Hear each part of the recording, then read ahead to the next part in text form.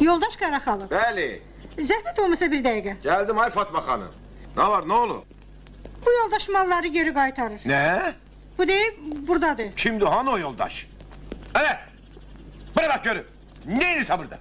Ne oldu be? Ne mal? Mallarınızı getirmişim. Adı ne malı? Valla mallarınızı alan yoktu da geri qaytarmağa da icazem var. Ne icazə? Kim verip sana o icazəni beni başa sal görün? Üstüme ne kışkırırsan he? Direktörden bu yana bir cavan oğlan əyləşib. Özü de çok mərifətli oğlandı. Bu deyib, bu da kağız. Ver görün. Özü de qol çəkib. Kimdi o mərifətli oğlan buna belə qol çekip? Mərifətli oğlan. Adı bir soruş gör bu mərifətli oğlanın ixtiyarı var belə kağızlara qol çeksin ya yok. Hiç bilirsen o kimdi ona he? Katibə day bala, katibə. Başa düştü?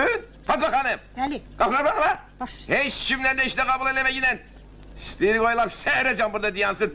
Mərifətli oğlana bak.